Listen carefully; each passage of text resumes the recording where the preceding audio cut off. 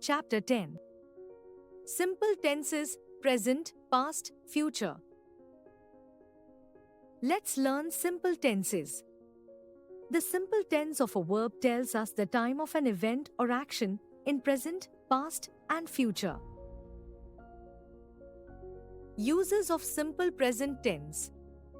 The simple present tense is used to talk about a general truth.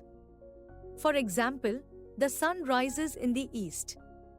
A routine, custom, action or habit. For example, I brush my teeth before going to bed. Formation of simple present tense. When the subject is singular, we add es or ies to the root form of the verb. For example, Mohan runs in the park. She stitches the school dresses. When the subject is plural, we use the root form of the verb. I run fast. They play cricket. Making negative and interrogative sentences in simple present tense. To form the negative sentences, we add does not if the subject is singular and use the root form of the verb. Mohan does not run in the park. She does not stitch the school dresses. And we add do not if the subject is plural. I do not run fast. They do not play cricket. To form the interrogative sentence, we use does with singular subjects and put a question mark at the end of the sentence. For example, does Mohan run in the park? Does she stitch the school dresses? Let's learn simple past tense. The simple past tense is used to talk about the events and actions that took place earlier. In simple past tense, a verb does not change with the subject. Uses of simple past tense.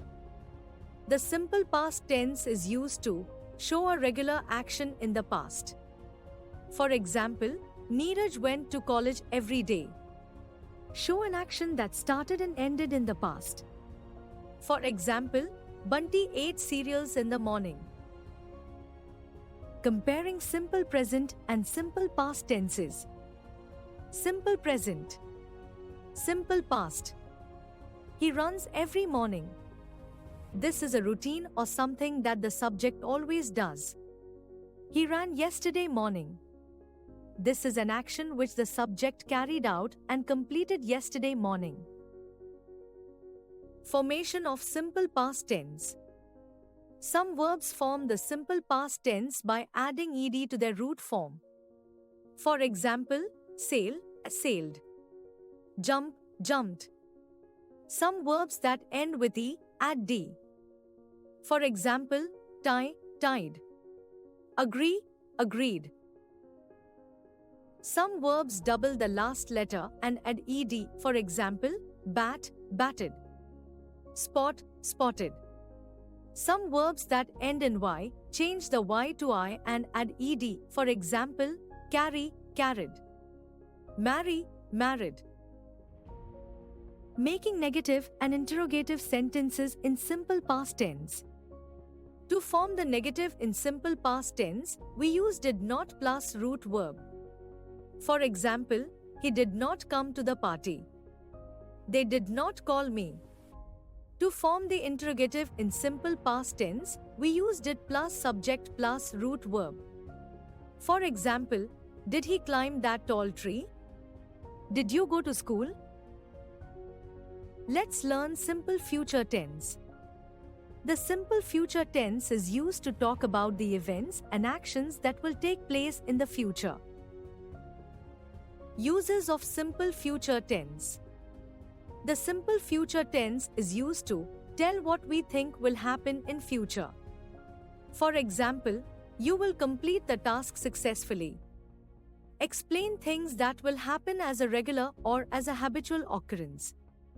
For example, the milkman will come in the morning. Explain the result of an action.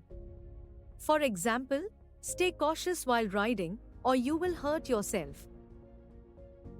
Formation of simple future tense. To form the simple future tense, we use the helping verb will shall before the root form of a verb. For example, They will come here tomorrow. I shall buy you a car. Making negative and interrogative sentences in simple future tense. To form the negative in simple future tense, we use not after the helping verb. For example, I will not run. She will not come to the party.